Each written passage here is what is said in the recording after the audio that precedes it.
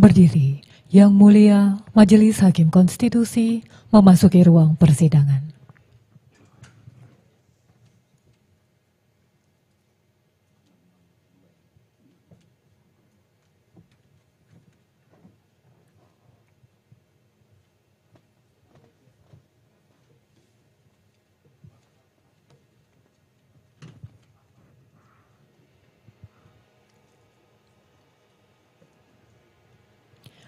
Hadirin disilakan duduk kembali.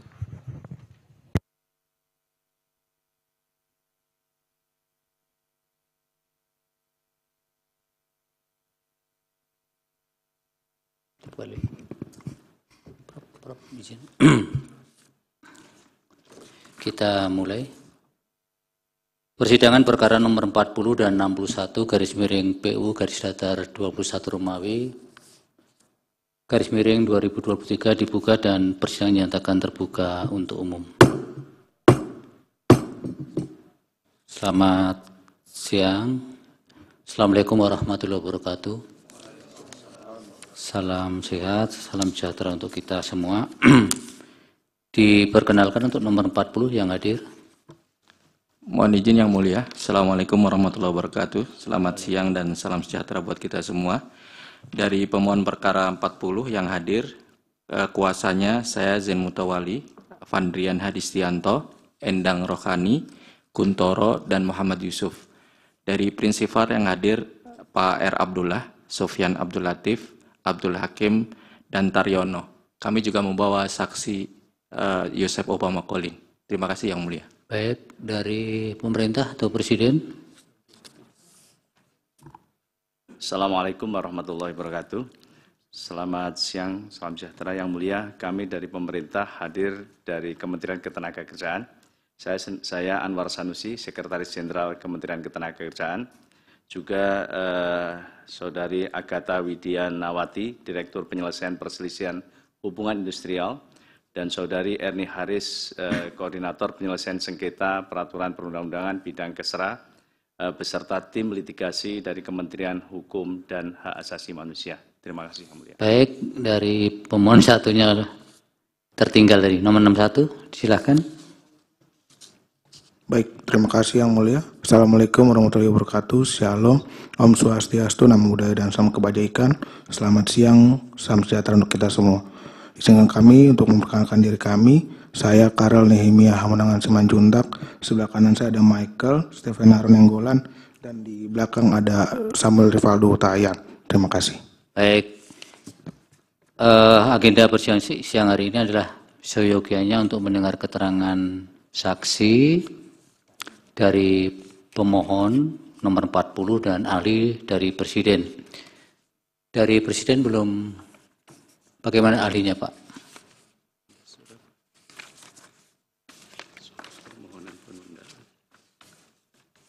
Yang Mulia, kami sesuai dengan surat yang sudah kami kirimkan, kami mohon penundaan dan kami mohon penambahan dari saksi ahli.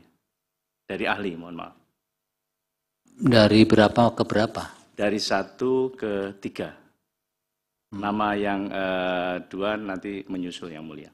Menyusul dan sampaikan secara tertulis saja Pak. Siap Yang Mulia. Baik. Silakan. Saksi Pak Yosep Obama Colin maju ke depan untuk mengucapkan sumpah dulu.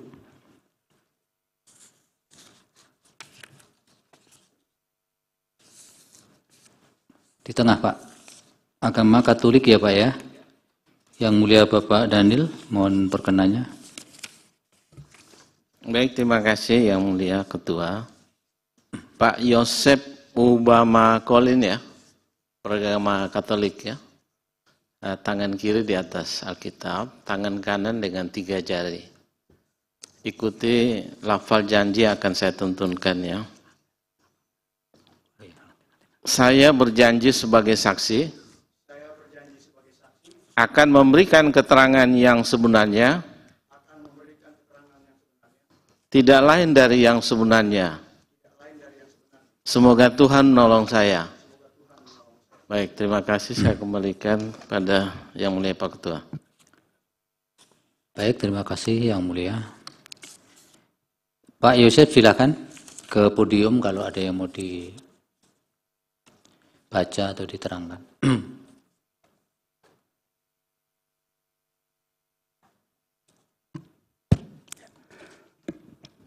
Terima kasih Yang Mulia. Selamat siang Yang Mulia Ketua dan segenap Majelis Hakim Mahkamah Konstitusi yang saya muliakan, pemohon, pemerintah, dan Dewan Perwakilan Rakyat Republik Indonesia yang saya hormati. Salam sejahtera untuk kita semua. Assalamualaikum warahmatullahi wabarakatuh. Om Swastiastu, Namo Buddhaya, Salam Kebajikan.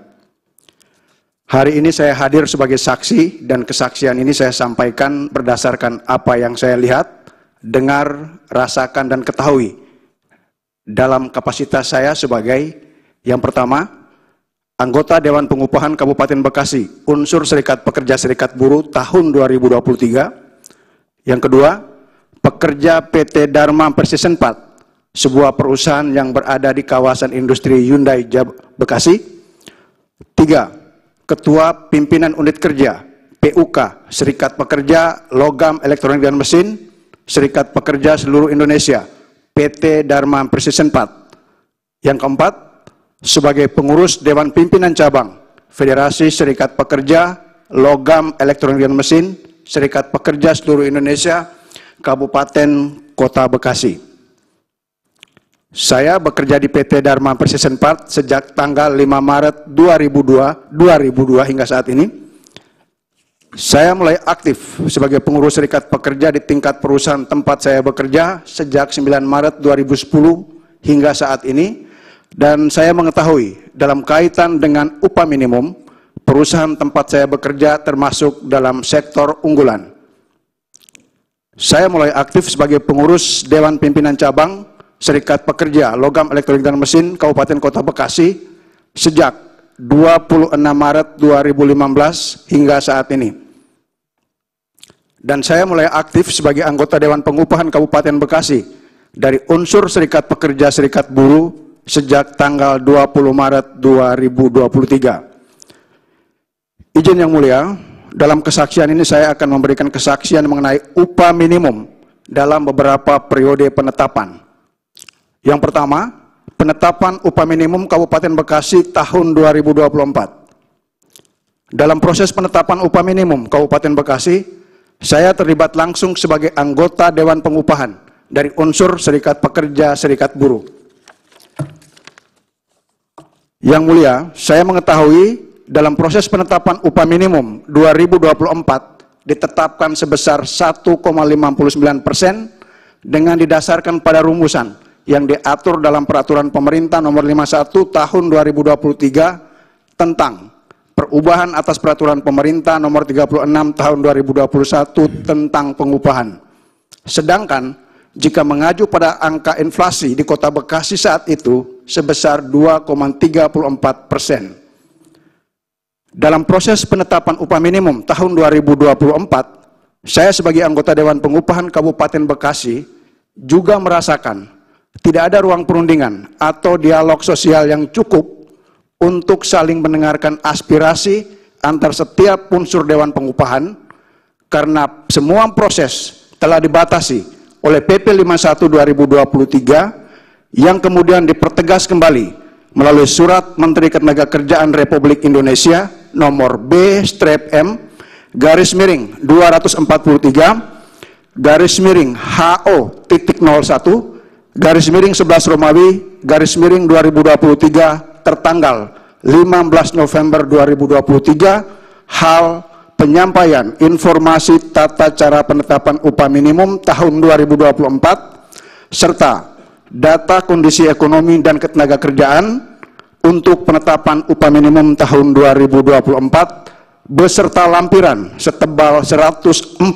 halaman yang memuat berbagai data kondisi ekonomi dan ketenagakerjaan sebagai parameter menentukan kenaikan UMK di setiap wilayah. Semua parameter untuk perhitungan kenaikan UMK menggunakan data yang disiapkan oleh BPS dan menggunakan formula perhitungan sebagaimana diatur dalam PP 51 2023. Berikutnya yang mulia, yang saya ketahui, untuk tahun 2024 tidak ada pembahasan dan penetapan mengenai upah minimum sektoral. Dan hal ini mengakibatkan kesulitan bagi saya sebagai pengurus serikat pekerja di PT Dharma Precision Part dalam merundingkan kenaikan upah untuk tahun 2023-24. Karena dalam perjanjian kerja bersama PT Dharma Precision Part menggunakan selisih upah minimum sektoral tahun berjalan dengan tahun sebelumnya sebagai salah satu parameter kenaikan upah pekerja PT Dharma Precision Part. Yang kedua, penetapan upah minimum Kabupaten Bekasi tahun 2023. Dalam penetapan upah minimum tahun 2023, saya memberikan kesaksian sebagai pengurus DPC FSPLM SPSI Kabupaten Kota Bekasi dan pengurus Serikat Pekerja PT Dharma Precision Part.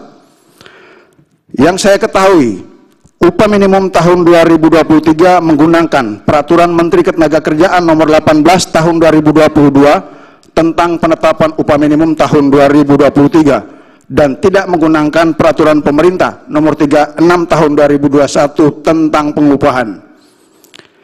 Berikutnya yang mulia, yang saya ketahui, untuk tahun 2023 tidak ada penetapan mengenai upah minimum sektoral.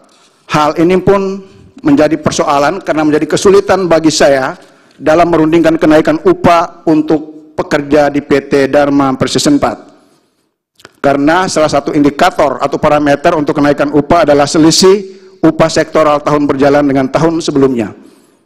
Yang ketiga, penetapan upah minimum Kabupaten Bekasi tahun 2022. Dalam penetapan upah minimum tahun 2022, saya juga memberikan kesaksian sebagai pengurus DPC FSPLM SPSI Kabupaten Kota Bekasi dan pengurus Serikat Pekerja PT Dharma Precision Part. Yang saya ketahui, penetapan upah minimum tahun 2022 menggunakan Peraturan Pemerintah Nomor 36 Tahun 2021 tentang pengupahan. Yang mulia, saya mengetahui upah minimum di tahun 2022 di Kabupaten Bekasi tidak ada kenaikan upah minimum karena perhitungannya didasarkan pada Peraturan Pemerintah Nomor 36 Tahun 2021 tentang pengupahan. Berikutnya yang mulia, untuk tahun 2022 merupakan tahun pertama hilangnya upah sektoral di Kabupaten Bekasi. Hal ini menjadi persoalan bagi kami, khususnya bagi saya sebagai Ketua Serikat Pekerja dalam merundingkan kenaikan upah di internal PT Dharma Precision Part karena salah satu parameter di dalam perjanjian kerja bersama PT Dharma Precision Part adalah menggunakan selisih upah sektoral tahun berjalan dengan tahun sebelumnya. Demikian yang mulia, pernyataan singkat ini saya sampaikan sebagai saksi. Terima kasih. Baik, silakan kembali. Dari pemohon ada pemohon 40 ada pertanyaan untuk ada yang mulia. Silakan. Izin. Assalamualaikum warahmatullahi wabarakatuh. Selamat siang. Terima kasih yang terhormat. Yang mulia Majelis Hakim Konstitusi, yang terhormat juga ada teman-teman dari Presiden yang mewakili saksi dan kuasa pemohon serta prinsipal. Ada tiga pertanyaan yang mulia. Pertama, saudara saksi, tadi saudara saksi menyatakan perusahaan tempat Anda bekerja dalam kaitannya dengan upah minimum masuk dalam sektor usaha unggulan. Pertanyaannya adalah, dari mana saudara mengetahui hal tersebut? Kedua, apa yang saudara saksi maksud tadi saat menyatakan pada saat proses penetapan upah minimum tahun 2024, saudara saksi sebagai anggota Dewan Pengupahan dari unsur Serikat Pekerja Serikat Buruh merasakan tidak ada ruang perundingan atau dialog sosial yang cukup untuk mendengarkan aspirasi antar setiap unsur Dewan Pengupahan. Ketiga dan yang terakhir, izin yang mulia, tadi saudara saksi juga menyatakan untuk tahun 2024 kenaikan upah minimum lebih kecil dari angka inflasi. Dari mana saudara saksi mengetahui angka inflasi di Bekasi pada tahun 2024? Terima kasih yang mulia. Dari pemerintah atau presiden ada pertanyaan? Ada sedikit yang mulia. Saksi, saya ingin menanyakan, selain upah minimum, kita akan mengenal adanya struktur skala upah ya, atau yang mungkin sering disingkat dengan SUSU ya. Nah ini ada pertanyaan saya, ini apakah perusahaan tempat di mana saksi ini bekerja ini sudah melaksanakan program itu? Artinya selain UM juga itu sudah diperhatikan adanya kenaikan berdasarkan struktur skala upah. Kemudian yang kedua, apakah saudara saksi selama ini tidak dengan adanya tadi SUSU tadi, artinya apakah Anda juga tidak merasa, kalau misalnya ada, tentunya adalah kami juga ingin mengetahui sejauh mana tentunya implikasi dari struktur skala upah tersebut mampu untuk memberikan semacam... Itu pendapat Pak, pertanyaan yang lain. Ya, oh ya, artinya pertanyaan pertama yang mulia. Yang kedua, pertama tadi sudah. Ya, sudah. Yang kedua, saksi saya ingin mendapatkan, memberikan gambaran perbandingan antara upah minimum yang menggunakan formula Undang-Undang Nomor 11 Tahun 2020 dan Undang-Undang Nomor 6 Tahun 2023. Dari kedua formula tersebut, mana yang lebih menguntungkan dari sisi pekerja? Terima kasih, Yang Mulia. Ya, yang saudara ketahui, jangan ya. Saudara berpendapat. Silakan dari Hakim. Prof. Penny, silakan. Baik, terima kasih Yang Mulia Pak Ketua. Begini saudara saksi ya, kalau saudara baca petitum dari pemohon, itu kan dia minta hampir banyak pasal dari Undang-Undang Ciptaker khusus ketenagakerjaan itu dinyatakan bertentangan, termasuk berarti pengupahannya juga. Yang saudara ketahui, kalau dibandingkan antara Undang-Undang Ketenagakerjaan yang lama, kemudian dengan yang sekarang ini yang sudah ketahui, apakah memang perbedaannya memang sangat mencolok sekali? Artinya memang lebih besar dulu dibandingkan sekarang, atau memang ada hal yang kemudian dia berbeda begitu ya, yang saudara ketahui? Itu tolong saudara jelaskan. Saya minta kepada pemerintah berkenaan dari apa yang disampaikan oleh saksi tadi, tolong kepada pemerintah mohon nanti diberikan tambahan keterangan, karena Pak Sekjen sudah menyampaikan ada struktur skala pengupahan. Tolong dijelaskan nanti Pak ya, uraian yang jelas soal bagaimana sesungguhnya struktur skala pengupahan itu. Kemudian yang kedua, bagaimana kemudian formula penghitungan kenaikan UMK itu? Apakah memang berbeda antara satu regional dengan regional yang lain? Itu mohon nanti diberikan tambahan keterangan. Demikian, terima kasih. Baik, cukup Prof. Arif. Ya, terima kasih Pak Ketua. Sedikit saksi. Saksi latar belakangnya sarjana hukum ya. Baik. Dan juga aktivis di bidang ketenagakerjaan, khususnya jadi anggota Dewan Pengupahan. Apakah ada perbedaan dengan berlakunya Undang-Undang Nomor 6 2003 dengan undang-undang yang sebelumnya, khususnya dengan yang Anda ketahui sekarang? Karena di dalam penjelasan saudara, saya menangkap, kalau salah nanti tolong dikoreksi, itu tidak menyangkut yang dirasakan, yang dialami, tidak menyangkut di pasal undang-undang yang mengatur pengupahan, tapi lebih banyak pada peraturan teknis di bawahnya. Ya. Nah, ini pengalaman saudara bagaimana? Apakah ini karena pengaturan teknis di bawahnya yang berubah, ataukah undang-undang yang Anda rasakan, yang Anda alami? Makanya saya tanya, saudara itu latar belakangnya sarjana hukum, sehingga saudara merasakan sekali ini, kayak begini ini. Bukan pendapat, tapi apa yang Anda alami, Anda rasakan sebagai pengurus yang berlatar belakang sarjana hukum, itu diakibatkan oleh perubahan pasal-pasal di dalam undang-undang, yang menyangkut Undang-Undang 6 tahun 2003, atau lebih banyak pada peraturan pelaksanaannya yang lebih. Jadi undang-undangnya itu lebih lebar, tapi aturan pelaksanaannya itu kemudian menyempit, termasuk ke ruang yang disebut tadi saudara menyebut ruang aspirasi, saling berdiskusi untuk menetapkan upah itu. Ya, mohon untuk bisa dijelaskan. Terima kasih Pak Ketua. Baik, Prof.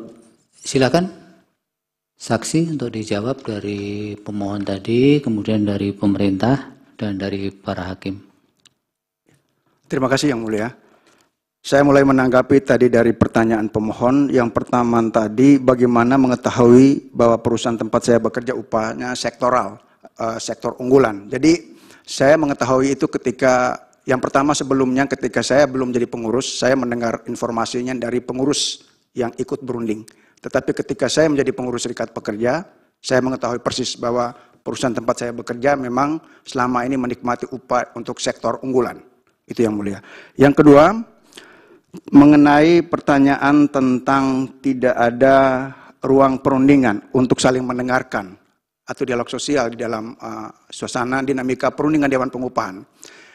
Kalau saya boleh menceritakan situasi yang terjadi saat di Dewan Pengupahan Kabupaten Bekasi, kami dari unsur serikat pekerja itu coba menyampaikan usulan formula yang baru karena kami menyadari betul bahwa ketika perhitungan kenaikan UMK menggunakan formula yang ada di PP 51 itu tidak tingkat kenaikannya sangat kecil Yang Mulia. Sehingga waktu itu kami dari hampir semua unsur Dewan Pengupahan Serikat Pekerja berpendapat di forum itu, namun semua yang kami sampaikan ditanggapi dengan oleh pihak pemerintah khususnya ya, yakni dengan menyatakan, kalau saya boleh mengutip kurang lebihnya seperti ini, kami hanya pelaksanaan teknis dari peraturan yang ada, kami tidak punya kompetensi, tidak punya wewenang untuk mendengarkan aspirasi apa yang teman-teman Dewan Pengupahan Serikat Pekerja sampaikan. Jadi itu yang saya alami sebagai anggota Dewan Pengupahan unsur Serikat Pekerja Kabupaten Bekasi. Kemudian tentang pertanyaan yang ketiga tadi, bagaimana mengetahui angka inflasi. Jadi sebagai anggota Dewan Pengupahan, semua informasi itu kami dapat dari lembaga resmi. Hal ini pun tidak lepas dari pedoman yang ada di PP 36 sebelumnya dan sekarang diatur kembali dalam PP 51 2023, kemudian dipertegas kembali dalam surat edaran Menteri Tenaga Kerja tadi yang berserta lampiran. Jadi kalau saya boleh menyampaikan, di dalam lampiran itu memuat semua data yang harus dipakai oleh seluruh anggota Dewan Pengupahan untuk digunakan untuk menghitung kenaikan UMK di wilayahnya masing-masing. Jadi semua data itu kita tidak bisa lagi ambil secara mandiri di BPS, tetapi semua data sudah disiapkan oleh pemerintah di 114 halaman lampiran. Itu. Kemudian pertanyaan dari Presiden tadi, apakah perusahaan tempat saya bekerja sudah menerapkan struktur skala upah? Kemudian bagaimana perbedaan antara Undang-Undang 11 2020 dan 6 2023, ini mungkin sekaligus dengan yang ditanyakan oleh Prof. Arief maupun Yang Mulia Ibu Eni. Yang pertama begini, bicara tentang struktur skala upah, ini dari yang saya alami ya. Yang pertama, kalau kita melihat peraturan menterinya, di situ didapat memberikan 3 contoh perhitungan struktur skala upah. Tetapi di dalam peraturan menteri tersebut sama sekali tidak mewajibkan kepada pengusaha untuk menggunakan paling tidak salah satu dari 3 contoh yang ada. Perusahaan diberikan kebebasan penuh untuk membuat struktur skala upah, dan dalam pembuatan struktur skala upah sama sekali tidak melibatkan pengurus serikat pekerja ataupun si pekerja untuk merundingkan. Sehingga sepenuhnya, kalau bicara tentang struktur skala upah, sepenuhnya kewenangan pengusaha. Pekerja maupun serikat pekerja tidak punya ruang diskusi di sana. Itu fakta yang ada di, kalau saya tidak salah, Permenaker 17 2020. Ya, kalau saya tidak salah ingat. Itu Yang Mulia. Jadi kalau bicara struktur skala upah, kemudian jika ditanya apakah perusahaan tempat saya bekerja sudah menerapkan, saya sendiri belum sampai hari ini belum pernah disosialisasikan. Karena itu sebuah kewajiban normatif bagi pengusaha. Yang ada ketika ada pembaruan PKB itu dilampirkan. Tetapi kan lagi-lagi peraturannya hanya memperlihatkan. Disnaker tidak boleh mengkopi. Sehingga kami sebagai pengurus serikat pekerja tidak punya akses sama sekali untuk mengetahui seperti apa struktur skala upah. Itu fakta. Kemudian yang berikutnya, kalau bicara tentang perbedaan antara undang-undang yang lama dengan undang-undang yang baru, yang ditanyakan oleh Yang Mulia Eni Urbaningsi tadi, saya sebagai pengurus serikat pekerja yang kebetulan juga belajar hukum, bagi saya undang-undang ini merupakan bentuk perampasan hak-hak kami sebagai pekerja. Jadi seolah-olah paradigmanya pemerintah, pekerja itu tidak boleh sejahtera. Jadi kalau bicara soal lahirnya cipta kerja, pemerintah selalu menyatakan, kan bagus, pekerja PKWT dikasih pesangon. Tapi itu merampas hak pekerja yang sudah sebelumnya bekerja. Pesangon mereka dikurangi. Ya, jadi kalau secara tradisional ya, dalam candaan kami di lapangan, itu, ya saudara merasa ya, ini lebih merugikan. Sangat merugikan. Yang saudara, makanya jangan berpendapat merampas. Ya. Itu kan pendapat ya, yang saudara rasakan saja. Ya, yang mulia. Jadi merugikan itu hampir di semua aspek yang vital. Kalau saya boleh memberikan contoh konkret, yang pertama soal pengupahan. Sebagaimana hari ini yang saya sampaikan di dalam ruang sidang ini, yang berikutnya tentang kemudahan proses PHK. Kalau sebelumnya pengusaha mengajukan permohonan PHK, tetapi sekarang di pasal 37 PP 3521, pengusaha menyampaikan surat permohonan, surat pemberitahuan PHK.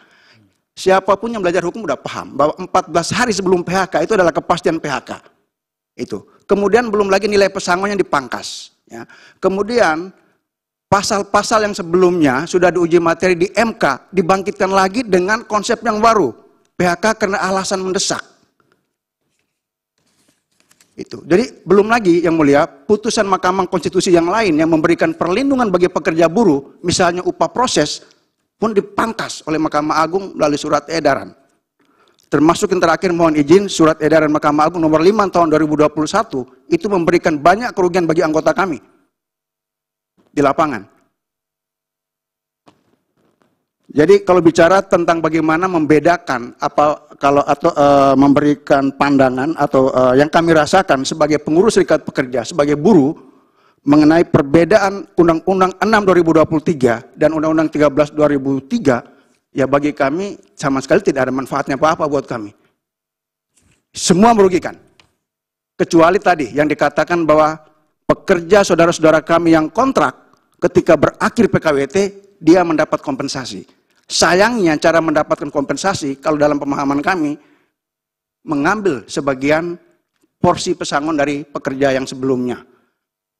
Dan kalau saya boleh menyampaikan satu hal lagi, pasca lahirnya Cipta Kerja, mohon izin dari Undang-Undang 11 2020, kemudian menjadi Perpu nomor 2 tahun 2022, dan Undang-Undang 6 tahun 2023, perjanjian kerja bersama sebagai sarana hubungan industrial justru menjadi epicentrum konflik.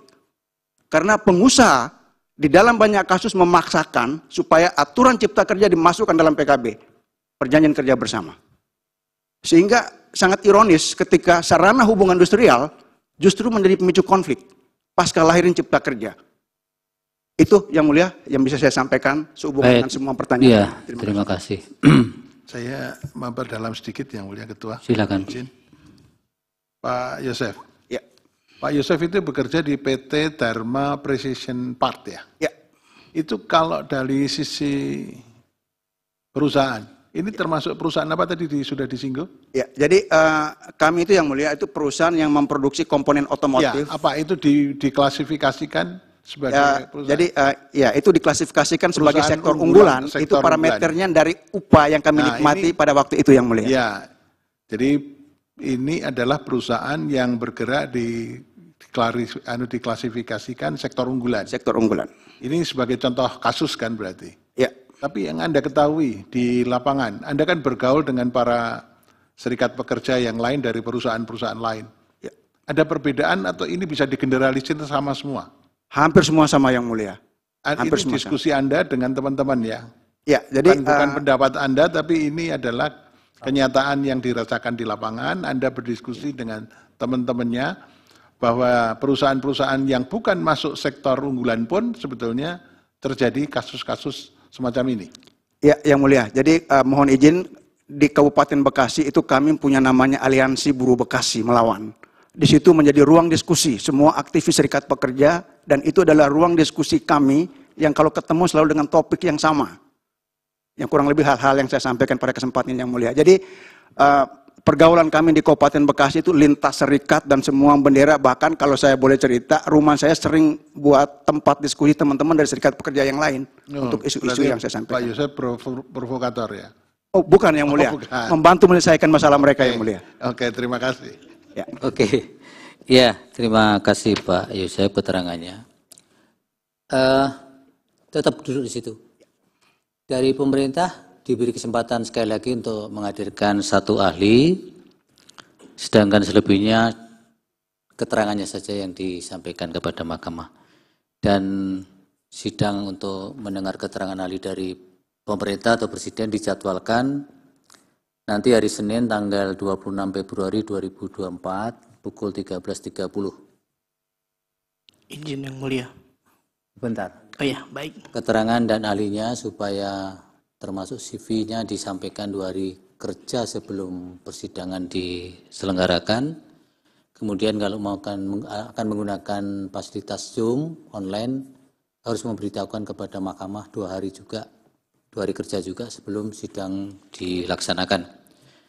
Dengan mempersiapkan kitab suci, rohaniawan, dan alat yang diperlukan. Kemudian para pihak supaya hadir tanpa kami panggil lagi karena sudah merupakan pemberitahuan resmi untuk sidang berikutnya itu. Pandrian apa? Izin yang mulia, mohon informasi apakah sidang berikutnya ini merupakan sidang kali terakhir untuk perkara ini? Ya, karena pemerintah kami beri kesempatan sekali lagi. Kalau nanti tidak hadir, kami anggap sudah melepaskan haknya untuk tidak menghadirkan ahlinya. Terima kasih yang mulia. Baik, terima kasih ya Pak Yosep. Jadi jangan apa itu yang di Prof Arif tadi sebagai provokator. Tapi kalau mendrep teman-teman memperjuangkan haknya itu tidak ada larangannya. Inisiator boleh katanya. Mudah-mudahan keterangannya bermanfaat untuk Mahkamah Konstitusi dalam mengambil keputusan. Dengan demikian, ini diingatkan panitera, ternyata pihak pemohon mengajukan bukti tambahan P145 dan P155. Betul? Betul yang mulia. Baik, kami sahkan. Baik, dengan demikian sidang selesai dan ditutup. Hadirin dimohon berdiri. Yang mulia Majelis Hakim Konstitusi meninggalkan ruang persidangan.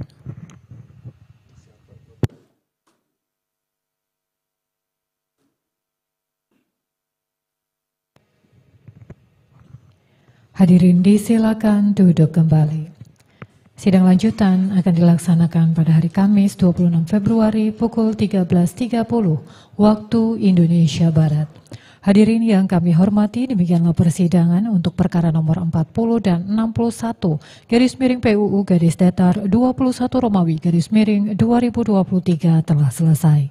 Sidang berikutnya akan dilaksanakan pada pukul 15 waktu Indonesia Barat untuk perkara nomor 27 garis miring PUU garis datar 22 Romawi garis miring 2024. Terima kasih, selamat siang.